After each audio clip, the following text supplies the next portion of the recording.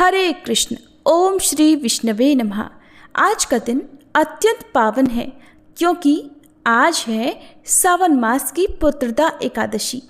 वो तिथि जब स्वर्ग के द्वार स्वयं खुलते हैं और भगवान श्री हरि अपने भक्तों के समस्त पापों को नष्ट कर उन्हें संतान सुख, मोक्ष और पुण्य की वर्षा से अभिसिंचित करते हैं। सावन का महीना जहाँ धरती हरियाली से सजी होती है, मेघ गगन में गूंजते हैं, मंद पवन में तुलसी की पत्तियां थरथराती हैं, संपूर्ण वातावरण में तुलसी की सुगंध फैली रहती है। ये संपूर्ण वातावरण जैसे भक्ति की कविता बनकर प्रभु श्री हरि का स्मरण कर रहा हो। ऐसा प्रतीत होता है मानो धरती स्वयं व्रत में लीन हो और गगन उसकी प्रार्थना में झूम रहा हो। पुत्रदा एकादशी नाम से ही स्पष्ट है, ये एकादशी न केवल सभी पापों को भस्म करती है बल्कि सच्चे भाव से व्रत करने वाले दंपतियों को संतान सुख भी प्रदान करती है। यही नहीं, इसका पुण्य इतना प्रबल होता है कि सुनने मात्र से पूर्व जन्मों के दोष शांत हो जाते हैं। और आज जब ये एकादशी सावन के पुण्य मास में पड़ी है तो इसका महत्व 1000 गुना बढ़ जाता है। सावन की इस एकादशी पर कथा श्रवण का जो फल प्राप्त होता है वो न केवल इस जन्म बल्कि अनेक जन्मों तक पथ प्रदर्शक बनता है। लेकिन कथा आरंभ करने से पहले आइए सुनते हैं एक दिव्य प्रसंग, एक ऐसी लीला जो आपका हृदय झकझोर देगी और आपके मन में ठाकुर जी के प्रति अपार श्रद्धा और विश्वास जागृत कर देगी। क्या आप विश्वास कर पाएंगे कि ठाकुर जी स्वयं विष का पान भी कर सकते हैं अगर उनका कोई भक्त संकट में हो, अगर उस भक्त की आस्था पर सवाल खड़े होने वाले हो? क्या अपने प्राणों की आहुति देकर भी वे अपने भक्त को बचा सकते हैं? तो चलिए आपको लेकर चलते हैं उस भक्त की कहानी की ओर जहां ठाकुर जी ने अपनी लीला से सिद्ध कर दिया कि भक्त की पुकार अगर सच्ची हो तो भगवान हर मर्यादा तोड़ देते हैं।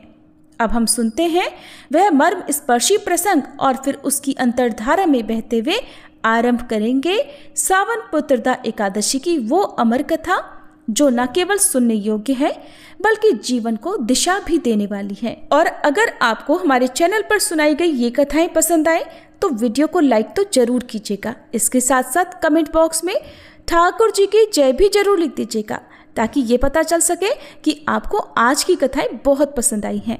एक बार की बात है, महाराष्ट्र में केशव स्वामी नाम के एक महात्मा संत थे।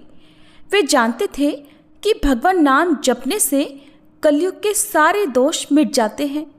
अगर कोई शुरू में होठों से भगवान का नाम जपे, फिर कंठ से, फिर हृदय से जपे और नाम जप में यदि लग जाए तो हृदय में भगवान अवश्य ही प्रकट हो जाते हैं। एक बार केशव स्वामी बीजापुर अर्थात कर्नाटक के बीजापुर गए। उस दिन एकादशी थी। रात्रि को केशव स्वामी ने कहा, चलो आज जागरण की रात्रि है, सब भक्तों के लिए प्रसाद की व्यवस्था कर लेता हूँ।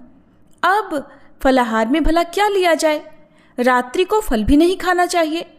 ये सोचकर बोले, सौंठ और मिश्री ठीक रहेगी क्योंकि मिश्री शक्ति देगी और सौंठ गर्माहट के साथ साथ कफ से भी राहत पहुंचाएगी।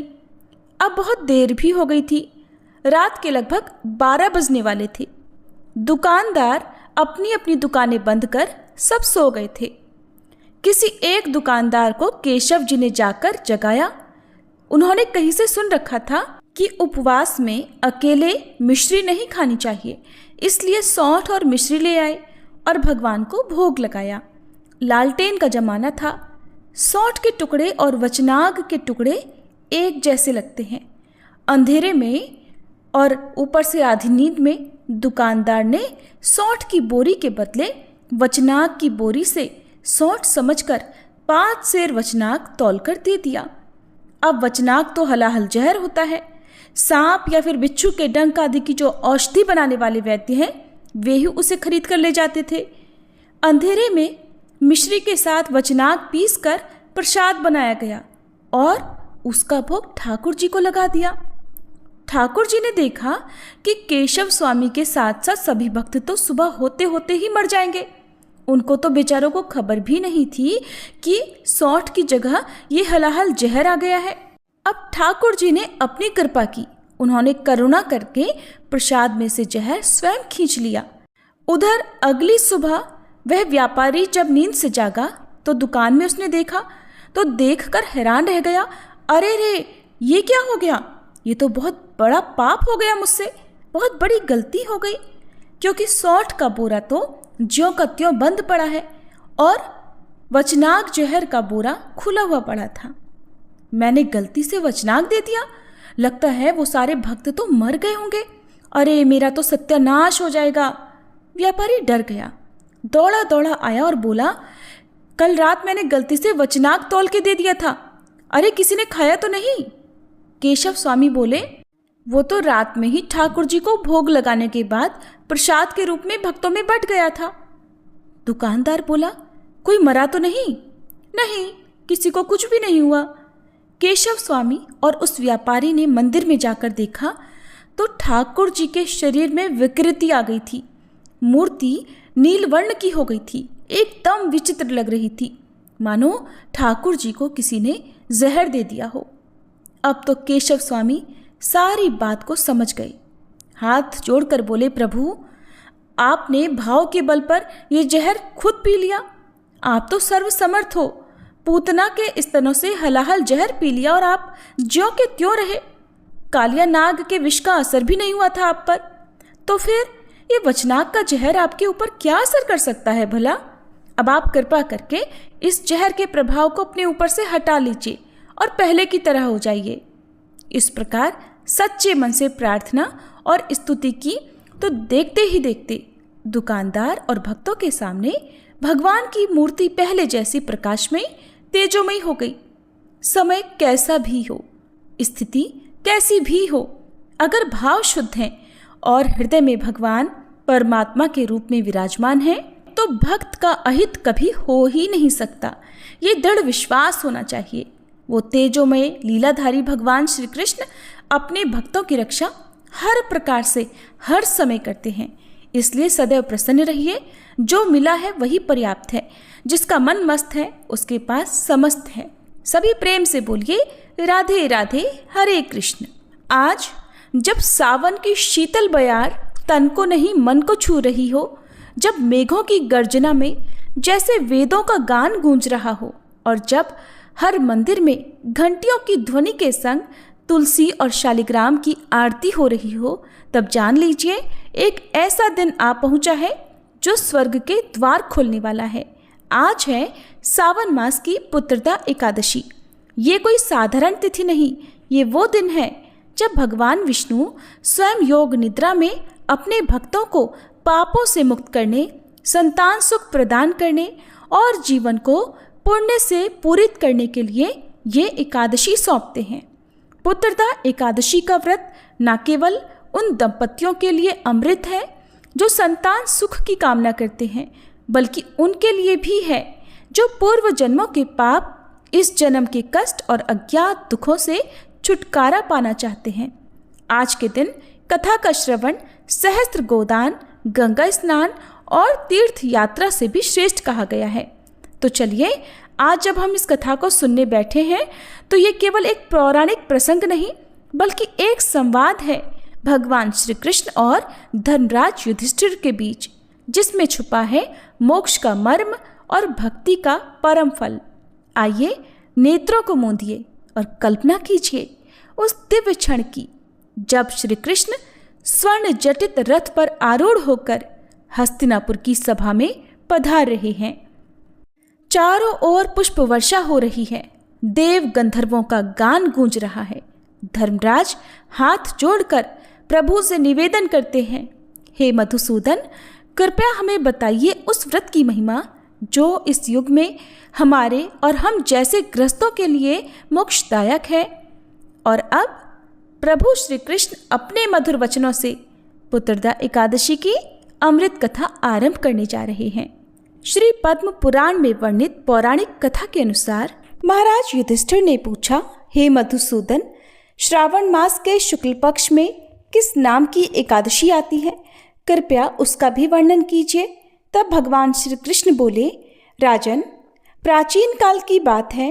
द्वापर युग के प्रारंभ का समय था। महिष्मती नगरी में राजा महिजीत अपने राज्य का पालन करते थे, किंतु उन्हें कोई पुत्र नहीं था, इसलिए वह राज्य उन्हें सुखदायक नहीं लगता था। अपनी अवस्था अधिक देखकर राजा को बड़ी चिंता होने लगी। उन्होंने प्रजाजनों के बीच बैठकर एक दिन इस प्रकार कहा, प्रजाजनों, इस जन्म में मुझसे कोई पातक नहीं हुआ है। मैंने अपने खजाने में अन्याय से कमाया हुआ धन भी कभी जमा नहीं किया। ब्राह्मणों और देवताओं का धन भी मैंने कभी नहीं लिया है। पुत्रवत प्रजा का पालन किया है। धर्म से पृथ्वी पर अधिकार जमाया है। दुष्टों को, चाहे वे बंधु और पुत्रों के समान ही क्यों न हो, मैंने उन्हें हमेशा दंड दिया है। शिष्ट पुरुषों का सदैव सम्मान किया है और किसी को द्वेष का पात्र कभी नहीं समझा। फिर क्या कारण है जो मेरे घर में आज तक पुत्र उत्पन्न ही नहीं हुआ? आप लोग कृपया इस पर विचार करें। राजा के ये वचन सुनकर प्रजा और पुरोहितों के साथ कुछ ब्राह्मणों ने उनके हित का विचार करके गहन वन में प्रवेश किया। राजा का कल्याण चाहने वाले वे सभी लोग इधर उधर घूमकर ऋषि सेवित आश्रमों की तलाश करने लगे। इतने में ही उन्हें एक आश्रम पर मुनिश्रेष्ठ लोमश जी के दर्शन हुए। लोमश जी धर्म के तत्वज्ञ, संपूर्ण शास्त्रों के विशिष्ट विद्वान, दीर्घायु और महात्मा हैं। उनका शरीर लोम से भरा हुआ है। वे ब्रह्मा जी के समान तेजस्वी हैं। एक एक कल्प बीतने पर उनके शरीर का एक लोम अर्थात रोम विक्षीर्ण होता है, टूट कर गिरता है, इसीलिए उनका नाम लोमश हुआ है। वे महामुनि तीनों कालों की बात जानते हैं। उन्हें देखकर सभी लोगों को बड़ा हर्ष हुआ। लोगों को अपने निकट आया देखकर लोमश ऋषि ने पूछा, तुम सब लोग यहाँ किस लिए आए हो? अपने आने का कारण बताओ। तुम लोगों के लिए जो भी हितकर कार्य होगा उसे मैं अवश्य ही करूँगा। प्रजाजनों ने कहा, हे ब्राह्मण, इस समय महिजीत नाम वाले जो राजा हैं, उन्हें कोई पुत्र नहीं है। हम लोग उन्हीं की प्रजा हैं, जिनका उन्होंने पुत्र की तरह पालन किया है। लेकिन उन्हें पुत्रहीन देखकर उनके दुख से दुखी होकर हम तपस्या करने का दृढ़ निश्चय करके यहाँ आए हैं। हे द्विजोत्तम, राजा के भाग्य से हमें इस समय आपका दर्शन प्राप्त हुआ है और महापुरुषों के दर्शन से ही मनुष्यों के सब कार्य सिद्ध हो जाते हैं। मुने, अब हमें उस उपाय का उपदेश कीजिए जिससे हमारे राजा को पुत्र की प्राप्ति हो। उनकी बातें सुनकर लोमश ऋषि 2 घड़ी के लिए ध्यान मगन हो गए। इसके बाद राजा के प्राचीन जन्म का वृतांत जानकर उन्होंने कहा, प्रजावृंद सुनो। राजा महिजीत पूर्व जन्म में मनुष्यों को चूसने वाला धनहीन वैश्य था और वह वैश्य गांव-गांव घूमकर व्यापार किया करता था। एक दिन ज्येष्ठ के शुक्ल पक्ष में दशमी तिथि को जब दोपहर का सूर्य तप रहा था, वह किसी गांव की सीमा में एक जलाशय पर पहुंचा। पानी से भरा हुआ जलाशय देखकर वैश्य ने वहां जल पीने का विचार किया। इतने में ही वहां अपने बछड़े के साथ एक गऊ भी आ पहुंची। वह प्यास से व्याकुल और गर्मी से पीड़ित थी, इसलिए तालाब में जाकर जल पीने लगी। लेकिन वैश्य ने पानी पीती हुई उस प्यासी गाय को हाँक कर दूर हटा दिया और स्वयं पानी पीने लगा। उसी पाप कर्म के कारण राजा इस समय पुत्रहीन हुए हैं। किसी जन्म के पुण्य से इन्हें निष्कंटक राज्य की प्राप्ति हुई है। प्रजाजनों ने कहा, मुने, किंतु पुराणों में तो उल्लेख है कि प्रायश्चित रूप पुण्य से ही पाप नष्ट होते हैं, इसलिए कृपया ऐसे पुण्य कर्म का उपदेश कीजिए जिससे उस पाप का नाश हो सके। तब लोमश ऋषि बोले, प्रजाजनों, श्रावण मास के शुक्ल पक्ष में जो एकादशी होती है वह पुत्रदा के नाम से विख्यात है। वह मनोवांछित फल प्रदान करने वाली है। तुम सब उसी व्रत का पालन करो। यह सुनकर प्रजाजनों ने मुनि को नमस्कार किया और नगर में आकर विधि पूर्वक पुत्रदा एकादशी के व्रत का अनुष्ठान किया। उन्होंने विधिपूर्वक जागरण भी किया और उसका निर्मल पुण्य राजा को अर्पण कर दिया। कुछ ही समय में रानी ने गर्भ धारण किया और प्रसव का समय आने पर एक स्वस्थ और बलवान पुत्र को जन्म दिया। इस प्रकार पुत्रदा एकादशी के इस पावन महात्म्य को सुनकर मनुष्य पापों से मुक्त हो जाता है और इहलोक में सुख पाकर परलोक में स्वर्गीय गति को प्राप्त करता है। हरे कृष्ण। इस प्रकार पुत्रदा एकादशी की कथा यहीं समाप्त होती है। जब एकादशी की व्रत कथा अपने पूर्ण वैभव के साथ श्रवण हो चुकी हो, जब भगवान श्री हरि की महिमा हमारे अंतःकरण को छू चुकी हो और जब तन मन वचन तीनों शुद्धता की ओर अग्रसर होने लगे, तब याद रखना बहुत आवश्यक है कि इस व्रत की पूर्णता केवल भगवान विष्णु की कथा तक ही सीमित नहीं है, क्योंकि इस व्रत के पीछे एक और दिव्य शक्ति है जिनकी पूजा के बिना एकादशी अधूरी मानी जाती है। वो शक्ति है ग्यारस माता। ग्यारस माता जो एकादशी व्रत की अधिष्ठात्री देवी हैं, जिनकी अनन्य भक्ति और संयम की साधना से इस व्रत को सिद्धि प्राप्त होती है। उनके बिना यह व्रत न तो पूर्ण होता है और न ही उसका फल प्राप्त होता है। इसलिए अब जब श्री हरि की कथा का मधुर अमृत हमने पी लिया है, तो चलिए अब श्रद्धा और निष्ठा से ग्यारस माता की कथा का श्रवण करें, जिससे यह व्रत संपूर्ण हो और हमारी सभी मनोकामनाएं ग्यारस माता की कृपा से शीघ्र पूर्ण हो। सभी प्रेम से बोलिए ग्यारस माता की जय। एक बार की बात है, एक गांव में एक बूढ़ी माई अपने बेटे और बहू के साथ रहती थी। बूढ़ी माई का नाम था सुखिया और उनके परिवार में उनका एक पोता और पोती भी थे। सुखिया के परिवार में सभी लोग हंसी खुशी रह रहे थे और उनका समय बड़े आनंद से बीत रहा था, क्योंकि बुढ़िया माई बहुत ही नित्य कर्म वाली थी, बहुत धार्मिक थी और वो हमेशा एकादशी माता का व्रत भी रखा करती थी। हर दिन नियम से तुलसी माता की पूजा करती, तुलसी माता में जल अर्पित करती, दीपक जलाती, आरती करती और परिक्रमा किया करती थी। ऐसे ही बुढ़िया माई के दिन आराम से बीत रहे थे। उनकी जो सखियां थी वो भी उनके पास बैठकर कथा कहानी सुना करती थी और अपना ज्ञान बढ़ाया करती थी। फिर एक बार की बात है, बूढ़ी माई अपनी सखियों के साथ बैठी हुई थी। उनके साथ उनकी हम उम्र उनकी सहेलियां भी बैठी हुई थी, जो कि संख्या में कुल 7-8 थी। वो पूरा समय आपस में बातें कर रही थी। तब उनमें से एक सखी बूढ़ी माई से कहने लगी कि सुखिया, हम सोच रहे हैं क्यों ना हम सब द्वारकाधीश चलें, और द्वारकाधीश की यात्रा करने का तो बड़ा मन हो रहा है। तो उनमें जितनी भी औरतें बैठी हुई थी, जो कि सुखिया यानी बूढ़ी माई की सखी थी, सब कहने लगी, अरे ये तो बड़ी अच्छी बात है, हमें अपने जीवन में द्वारकाधीश के दर्शन तो जरूर करने चाहिए। अब देर किस बात की, चलो हम सब द्वारकाधीश दर्शन करने की तैयारी करते हैं। अब उन सखियों ने उन बूढ़ी माई से भी पूछा कि बताओ बहन, क्या तुम भी चलोगी हमारे साथ द्वारकाधीश? उन सखियों में कुछ कम उम्र की भी थी, जो उन बूढ़ी माई को माई कहकर बुलाया करती थी। बुढ़िया माई का मन तो द्वारकाधीश की यात्रा करने का बहुत था, इसलिए बुढ़िया माई कहने लगी, सखियों, मैं ऐसे तो नहीं बता सकती, पहले मैं अपने बेटे से पूछूंगी और फिर उसके बाद ही मैं आप लोगों को बता सकूंगी। अब बुढ़िया माई अपने घर आ गई। अब उनका जो बेटा था, जो कि नौकरी किया करता था, अब वो सुबह से शाम को नौकरी करने के बाद जब घर आता था, तो उस दिन जब वो घर वापस आया तो बुढ़िया माई के जो पोते पोतियाँ थीं वो उनके लिए खाना लेकर गए। तो बूढ़ी माई ने उस दिन खाना खाने से इनकार कर दिया। कहने लगी, मैं आज खाना नहीं खाऊंगी, आज मेरा मन नहीं है। उधर जब बूढ़ी माई का बेटा खाना खाने लगा तो उसने अपनी पत्नी से पूछा, क्या माँ जी ने खाना खा लिया? क्योंकि वो हर दिन अपनी पत्नी से जरूर पूछा करता था।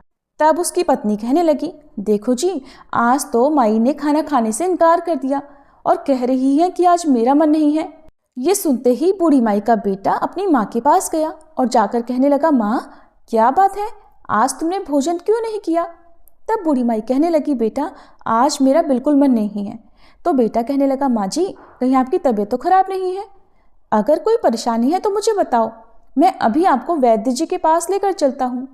बूढ़ी माई कहने लगी, नहीं बेटा, मुझे कोई परेशानी नहीं है, तुम परेशान मत हो, बस मेरा मन तो द्वारकाधीश जी की यात्रा करने को कर रहा है। तब बेटा बोला, माँ खुलकर बताओ बात क्या है? तब बूढ़ी माई ने शाम को हुई अपनी सखियों के बीच की सारी बातें अपने बेटे को बता दी कि बेटा, मेरी कुछ सहेलियां द्वारकाधीश जी की यात्रा पर जा रही हैं और मेरा भी बड़ा मन कर रहा है कि मैं भी उनके साथ यात्रा पर जाऊं। माँ की इतनी बात सुनकर बेटा बोला, माँ जी, इसमें तो कोई बात नहीं है इतना सोचने की। मैं तुम्हारी यात्रा जाने का प्रबंध कर देता हूँ, तुम जरूर यात्रा पर जाना। अब तो बूढ़ी माई बेटे के मुंह से ये बात सुनकर बड़ी खुश हो गई और वह मन ही मन द्वारकाधीश जी का ध्यान करने लगी। फिर वो अपने बेटे से कहने लगी, बेटा, लेकिन मुझे एक बात की चिंता है। तो बेटा बोला, माँ बताओ ना क्या चिंता है। तो माँ बोली, बेटा, अगर मैं द्वारकाधीश की यात्रा के लिए जाऊंगी तो कम से कम 4-5 दिन तो मुझे लग जाएंगे वापस आने में। लेकिन उसके बाद जो आंगन में मेरी तुलसी माता रखी है उन्हें कौन सींचेगा, कौन उनकी पूजा पाठ करेगा, कौन उनकी आरती करेगा। तब बेटा बोला, माँ आप चिंता बिल्कुल मत करो, वो सारे काम आपकी बहू कर लेगी। मैं उससे बोल दूंगा, वो आपकी तुलसी जी की पूजा कर लेगी। अब सुनकर तो बूढ़ी माई निश्चिंत हो गई। फिर वो कहने लगी, ठीक है बेटा। और अगली सुबह बूढ़ी माई बहुत खुशी से द्वारकाधीश जाने की तैयारी करने लगी। बूढ़ी माई का बेटा इधर अपनी पत्नी से बोला कि सुनो भाग्यवान, मेरी माँ तो द्वारकाधीश की यात्रा पर जा रही हैं, इसलिए मेरी माँ के लिए तुम काजू बादाम के अच्छे से लड्डू बना दो ताकि रास्ते में मेरी माँ को कोई परेशानी ना हो। अब जो बूढ़ी माई की बहू थी वो मन ही मन सोचने लगी कि मुझे तो ये एक दिन के लिए भी मायके नहीं जाने देते, कहते हैं यहाँ पर सारा काम बिगड़ जाएगा। अब देखो अपनी माँ को 4-5 दिनों के लिए यात्रा पर भेज रहे हैं। चलो माँ जी दर्शन करने के लिए जा रही हैं, ये तो ठीक है, अब उनकी पूजा का काम भी मुझे सौंप कर जा रही है। बूढ़ी माई की बहू तो कुछ कह नहीं पा रही थी, लेकिन उसने मन ही मन एक साजिश रची। उसने अपने पति से तो कह दिया कि ठीक है, मैं माँ के लिए गोंद गिरी और बादाम काजू के लड्डू बना दूंगी और उन्हें एक डिब्बे में भरकर माँ जी को दे दूंगी। अब बेटा तो निश्चिंत होकर सुबह नौकरी पर चला गया। इधर घर में जो बूढ़ी माई की बहू थी उसने क्या किया कि जो तुलसी जी का गमला था उसमें जो तुलसी जी लगी हुई थी उसने तुलसी जी को जड़ से उखाड़ लिया और जड़ सहित उसे एक पीतल के डिब्बे में भर दिया और अपनी सासू माँ की थैली में रखकर दे दिया और कहने लगी, ये लीजिए माँ जी, इसमें गोदगिरी के काजू बादाम के लड्डू हैं, आप रास्ते में इन्हें खा लेना। और फिर बूढ़ी माई अपने बेटा बहू को आशीर्वाद देती हुई अपनी तीर्थ यात्रा के लिए चलते समय अपनी बहू से कहने लगी, बेटी घर में मेरे पीछे तुलसी जी का ध्यान रखना। तो बहू बोली, ठीक है माँ जी, आप बिल्कुल निश्चिंत होकर जाइए। अब बूढ़ी माई ने तो आशीर्वाद की झड़ी लगा दी, खूब भर भर कर अपनी बहू को आशीर्वाद दिया और कहने लगी, बहू ने तो मुझे काजू बादाम के लड्डू बना कर दिए हैं। दूधो नहाओ पूतो फलो, लाखों में बैठो करोड़ों में उठो, दिन दूनी रात चौगुनी तरक्की करो। उनके मुंह से तो अपनी बहू के लिए आशीष फूट रहे थे और सौभाग्यवती रहो, मेरे बेटे का काम अच्छा चले। इस तरह के न जाने कितने कितने आशीर्वाद देती हुई बूढ़ी माई बहुत खुशी खुशी अपनी सखियों के साथ जा मिली। अब सारी सखियां और बूढ़ी माई द्वारकाधीश जी की पैदल यात्रा कर रही थी। यात्रा करते करते जब वह थक गईं तो उन्होंने एक जगह देखा जहां पर वह विश्राम कर सकते थे। तो सब लोगों ने अपना खाना पीने का जो सामान था निकाला और सारी सखियां मिलकर बैठकर खाने लगी और विश्राम करने लगी। तब बूढ़ी माई ने भी अपना डिब्बा खोलकर देखा तो उसमें तो घी से बने काजू बादाम के लड्डू भरे हुए थे। अब बूढ़ी माई ने आधा लड्डू खुद खाया और आधा लड्डू सभी सखियों में भी बांट दिया और भगवान को भी भोग मन ही मन लगा दिया। अब सारी सखियां कहने लगी, अरे सुखिया, देखो तो तुम्हारी बहू तुम्हारा कितना ध्यान रखती है। तुम्हारी बहू ने तो तुम्हारे लिए घी के लड्डू बनाकर दिए हैं। तुम्हारी बहू तो बड़ी अच्छी है, देखो तुम्हारा कितना ख्याल रखती है। बूढ़ी माई भी मन ही मन अपनी बहू की तारीफें कर रही थी, साथ ही साथ तुलसी माता को भी याद कर रही थी। चलते चलते वह सारी सखियां अब द्वारकाधीश पहुंच गई। जब वे वहां पर पहुंची तो उस समय शाम हो रही थी। शाम का समय था तो वहां पर दर्शन करने के लिए बहुत लंबी भीड़ भी लगी हुई थी। इतनी लंबी लाइन देखकर द्वारकाधीश जी के दर्शन करने के लिए तो अब बूढ़ी माई मन ही मन सोचने लगी और आंखें बंद करके ध्यान करने लगी कि प्रभु जी, इतनी लंबी भीड़ है, अगर आज मुझे आपके दर्शन नहीं हुए और कपाट बंद हो गए तब तो मेरा यहाँ आना ही बेकार हो जाएगा। बूढ़ी माई मन ही मन द्वारकाधीश जी से प्रार्थना कर रही थी कि प्रभु, एक बार जीवन में मुझे दर्शन करने के लिए दे दो। मैं तो बहुत दूर से आपके दर्शन के लिए पैदल चल कर आई हूँ। हे प्रभु, मैं तो आपके दर्शनों की प्यासी हूँ। मन ही मन ध्यान करने के बाद बूढ़ी माई ने आंखें खोली तो क्या देखा कि एकदम से चमत्कार हो गया। वो जो लंबी सी लाइन लगी हुई थी, उस लाइन में वो सबसे आगे खड़ी थी और सामने खड़े थे द्वारकाधीश जी। ये देखकर बूढ़ी माई की तो हैरानी का ठिकाना नहीं रहा। कहाँ तो वह भीड़ की लाइन में सबसे पीछे थी और कहाँ ये चमत्कार हुआ कि वो लाइन में सबसे आगे आ गई और पंडित जी सबका प्रसाद चढ़ा रहे थे। तब बूढ़ी माई ने अपना डिब्बा खोलकर देखा तो उसमें एक लड्डू और एक तुलसी जी की पत्ती भी रखी हुई थी। अब बूढ़ी माई ने वही लड्डू और तुलसी जी की पत्ती द्वारकाधीश जी को चढ़ाने के लिए यानी भोग लगाने के लिए पुजारी जी को थमा दी। फिर मन ही मन बूढ़ी माई सोचने लगी, हे प्रभु, यहाँ तो एक से एक अमीर सेठ आए हुए हैं, महंगे से महंगे भोग आपके लिए लेकर आए हुए हैं और मेरा लगाया हुआ भोग तो एकदम साधारण सा है। भला द्वारकाधीश मेरे लगाए हुए भोग को कहाँ स्वीकार करेंगे? पता नहीं मेरे लगाए गए भोग का नंबर आएगा भी या नहीं। मन ही मन वह द्वारकाधीश जी को याद कर रही थी कि हे प्रभु, मेरे भी लड्डू का भोग लगाओ ना और मुझे निहाल करो। ऐसी प्रार्थना करने के बाद बूढ़ी माई ने आंखें खोली तो उनकी आंखें आश्चर्य से फैल गई। क्या देखती हैं कि द्वारकाधीश जी के हाथों में जो लड्डू था, ये तो वही लड्डू था जो बूढ़ी माई ने भोग लगाने के लिए पुजारी जी को दिया था। साथ में तुलसी जी की पत्ती भी थी जो ठाकुर जी के हाथ में थी। अब तो ये सारा दृश्य देखकर बूढ़ी माई बड़ी प्रसन्न हुई और गदगद हो गई कि प्रभु ने मेरा भोग स्वीकार कर लिया। तभी जो द्वारकाधीश जी के पुजारी जी थे वो सभी को प्रसाद बांट रहे थे, तो उन्होंने बूढ़ी माई को भी प्रसाद दिया। बूढ़ी माई ने वह प्रसाद अपने आंचल में ले लिया और हाथ जोड़ लिए। फिर वह प्रसाद लेकर सोचने लगी कि ये प्रसाद मैं अपने घर लेकर जाऊंगी और घर जाकर मैं अपने पोते पोती और अपने बेटे बहू के साथ मिलकर ग्रहण करूंगी। ये सोचकर पुजारी जी ने जो प्रसाद दिया था उसे बूढ़ी माई ने अपने डिब्बे में रख लिया और दर्शन करके प्रभु को धन्यवाद करके बूढ़ी माई बाहर आ गई। बाहर आई तो बहुत देर तक अपनी सखियों का इंतजार करने लगी। बहुत देर के बाद दर्शन करने के बाद जब उनकी सखियां वापस आई तो कहने लगी, अरे बड़ी घबराहट हो रही है, बड़ी भीड़ थी, हमें तो सही से द्वारकाधीश जी के दर्शन भी नहीं हुए। इतनी दूर से चलकर आए हैं, इतनी देर तक लाइन में लगे और अच्छे से दर्शन भी नहीं हुए। इतनी धक्का मुक्की है लेकिन हमें दर्शन ठीक से नहीं हुए। तो कोई कहने लगी, अरे मुझे तो थोड़े थोड़े से दर्शन हुए थे, बहुत भीड़ है। अब सारी सखियां अपनी आपस में मिलकर परेशानियां गिना रही थी, लेकिन बूढ़ी माई मन ही मन मुस्कुरा रही थी। कहने लगी, मुझे तो द्वारकाधीश जी के बहुत अच्छे से दर्शन हुए हैं और मेरा तो भगवान ने भोग भी ग्रहण किया। इस तरह से सारी सखियां अपने द्वारकाधीश जी की यात्रा करके वापस अपने गांव के लिए चल पड़ी। बूढ़ी माई ने घर पहुंचकर अपने बेटे बहू को आवाज लगाई। बेटा अंदर से आया और माँ के पैर छुए।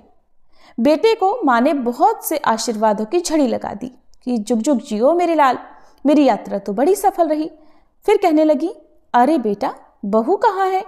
बहू नहीं आई, बहू दिखाई नहीं दे रही है। क्योंकि बेटा हाथ में पानी का गिलास लेकर खड़ा था कि माँ जी ये लो पानी पियो और आराम से बैठ जाओ। पानी का गिलास जब बेटा लेकर खड़ा था तो बूढ़ी माई फिर से पूछने लगी, बता ना बेटा, बहू कहाँ गई है? तब बेटा बोला, माँ मैंने तो उसे घर से निकाल दिया। माँ कहने लगी, बेटा ये क्या किया तूने? ये तो बड़ा अनर्थ कर दिया। मेरे जाने के बाद तूने ऐसा क्यों किया? मैं जो 4-5 दिन की यात्रा के लिए गई तो तूने पीछे से बहू को ही घर से निकाल दिया। अरे ऐसा क्या हुआ जो तूने मेरी बहू को निकाल दिया? मेरी बहू तो बड़ी गुनी है। तब बेटा बताने लगा, माँ जी ये जो आपकी बहू है ना, इसने तो आपके साथ बड़ा भारी छल किया है। मैंने उसे गोंद और बादाम काजू के लड्डू बनाने के लिए बोला था कि मेरी माँ यात्रा पर जा रही है, तुम उनके लिए लड्डू बांध कर दे देना। तो उसने तो आंगन में लगी तुलसी जी को जड़ से ही उखाड़ कर पीतल के डिब्बे में भरकर तुम्हें दे दिया। ये सुनकर बूढ़ी माई कहने लगी, अरे बेटा, लेकिन मैंने तो डिब्बा खोलकर देखा था, उसमें तो काजू बादाम के ही लड्डू थे और मैंने खाए भी, अपनी सखियों को भी खिलाए। तब बेटा कहने लगा, नहीं माँ, उसने तो यही साजिश रची थी। जब मैंने तुलसी की पूजा के लिए कहा तो आंगन में देखा तो तुलसी ही नहीं थी। फिर मैंने उससे पूछा कि बताओ तुलसी कहाँ गई? तो उसने मुझे सारी बात बता दी कि उसने जलन में आकर तुलसी जी को उखाड़ कर डिब्बे में बंद करके बूढ़ी माई को दे दिया था, क्योंकि वो द्वारकाधीश जी की यात्रा के लिए जा रही थी और अपनी तुलसी सेवा का काम मुझे सौंप कर जा रही थी। ये बात सुनकर माँ जी बोली कि बहू ने ऐसा किया है, चलो उसकी गलती है, लेकिन उसी के कारण तो बेटा मुझे द्वारकाधीश जी के दर्शन हुए। मेरे साथ तो बेटा ऐसे चमत्कार हुए हैं कि मैं तुम्हें क्या बताऊं, मैं कैसे गुणगान करूं। पता है क्या हुआ, मैं तो भीड़ में सबसे पीछे खड़ी थी, क्योंकि भीड़ बहुत थी, बहुत देर से नंबर आता। लेकिन मेरे साथ द्वारकाधीश जी ने ऐसा चमत्कार किया, मुझ पर ऐसी कृपा की कि मैं द्वारकाधीश जी की कृपा से भीड़ में सबसे आगे हो गई। और तो और बेटा, बहू ने तुम जो कह रही हो कि तुलसी का पौधा मेरे डिब्बे में रख दिया था, उस डिब्बे में तो एक तुलसी का पत्ता और एक लड्डू भी था। शायद तुलसी माता की कृपा से ही वह तुलसी जी लड्डू में बदल गई थी, और एक पत्ता मेरा इसलिए छोड़ दिया था कि मैं भगवान को भोग लगाऊं, क्योंकि द्वारकाधीश जी को, ठाकुर जी को तो बिना तुलसी के पत्ते का भोग लगाया ही नहीं जाता, इसीलिए उन्होंने मेरा भोग स्वीकार भी किया था। अब बेटा, चाहे कुछ भी हो, चाहे तुम कुछ भी कहो, मेरी बहू के कारण ही मुझे द्वारकाधीश जी का ये चमत्कार देखने को मिला है, और मुझे उनके इतने अच्छे दर्शन भी हुए हैं। मैं तो उनके दर्शन करके निहाल हो गई। बेटा तू अभी जा, बहू मायके में होगी, उसे लेकर आ। अब बेटा अपनी माँ की बात को भला कैसे टालता। अब बेटा चल पड़ा अपनी पत्नी को लेने के लिए उसके मायके, और फिर अपनी पत्नी को लेकर वह वापस घर आ गया। जब बहू मायके से घर आई तो अपनी सासू माँ के पैरों में गिर गई और माफ़ी मांगने लगी। तब बूढ़ी माई ने उसे उठाकर अपने गले से लगा लिया और कहा, अरे बहू, मैंने तो तुझे कब का माफ़ कर दिया, तेरी वजह से ही तो मुझे भगवान के दर्शन हुए हैं। अगर तू ऐसा नहीं करती तो पता नहीं मुझे भगवान के दर्शन होते भी या नहीं।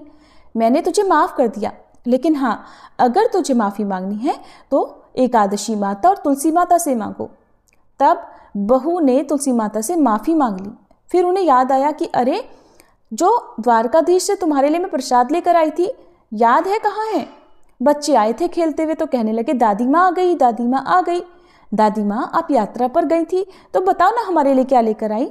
तब दादी माँ बोली, अरे बच्चों, मैं तुम सब के लिए वहाँ से द्वारकाधीश जी का प्रसाद लेकर आई हूँ, सब मिलकर थोड़ा थोड़ा बांट कर खा लेंगे। अब जैसे ही बूढ़ी माई ने अपने थैले में से वह पीतल का डिब्बा निकाला और उसमें से जो वह प्रसाद निकालने लगी, तो उसमें जो लड्डू था वो तो सामान्य नहीं था, वो तो पूरा का पूरा डिब्बा ही हीरे मोतियों से भरा हुआ था। अब तो ये देखकर बूढ़ी माई की और बहू बेटे की भी आंखें आश्चर्य से फैल गई। तब बूढ़ी माई कहने लगी कि बेटा, मैंने तो इसमें लड्डू रखा था, पता नहीं कहाँ से इतने सारे हीरे मोती इसमें आ गए हैं। तब बेटा बहू कहने लगे कि माँ जी, ये सब तो एकादशी माता और तुलसी माता की कृपा से हुआ है। आपकी यात्रा सच्ची थी, आपकी भक्ति सच्ची है, इसीलिए तो उन्होंने आपको आपकी एकादशी और तुलसी माता की पूजा का फल दिया है। अब तो बहू बेटा माँ के कदमों में पड़ गए। माँ बोली, बेटा मुझे छोड़, तुलसी माता के कदमों में पड़ो। तो बहू और बेटा ने तुलसी माता से माफ़ी मांगी, ठाकुर जी से माफ़ी मांगी कि अनजाने में हमसे भूल हो गई, माफ़ कर दो। अब तो बहू बेटा भी अपनी माँ की तरह एकादशी का व्रत रखने लगे और तुलसी माता की पूजा और सेवा करने लगे, तुलसी माता को सींचने लगे, तुलसी जी की खूब पूजा सेवा करने लगे। इसी तरह से अब उनके खुशी खुशी दिन बीतने लगे। अब तो बूढ़ी माई के पास इतना धन हो गया था कि उसने गांव में बहुत सारे काम कराए, गरीबों की कन्याओं का विवाह करवाया। जैसे भी गांव में किसी गरीब को देखती जिसके बस में बेटी का विवाह करना नहीं था, उसने उसी धन को बेटियों के विवाह में, कुएं बावड़ी बनवाने में और बच्चों के स्कूल अस्पताल बनवाने में खर्च करने लगी। जितना बूढ़ी माई उस धन को लगाती, उतना ही बूढ़ी माई के घर में और अधिक धन बढ़ता जाता। बूढ़ी माई जब तक जीवित रही, उन्होंने तुलसी माँ की कभी भी पूजा नहीं छोड़ी, जीते जी एकादशी व्रत कभी नहीं छोड़े। वो हमेशा सच्चे मन से एकादशी के व्रत रखा करती, तुलसी माता की पूजा सेवा करती। बूढ़ी माई बचपन से ही तुलसी जी की पूजा सेवा करती आई थी और मरने के बाद भी तुलसी माता और एकादशी माता की कृपा से बूढ़ी माई को मोक्ष की प्राप्ति हुई। बेटा बहू के दिन भी अच्छे हो गए, वो भी अपने बहू बेटों के साथ खुशी खुशी थी। उनके बच्चों के विवाह हो गए, उनके साथ वे सब सुखी जीवन बिताने लगे। हे एकादशी माता, हे तुलसी माता, हे ठाकुर जी, हे द्वारकाधीश जी, जैसे आपने बूढ़ी माई पर कृपा की, वैसे ही इस कहानी को जो भी श्रोतागण सुन रहे हैं उन सब पर भी अपनी कृपा करना। सभी मिलकर प्रेम से बोलिए, तुलसी माता की जय, ग्यारस माता की जय।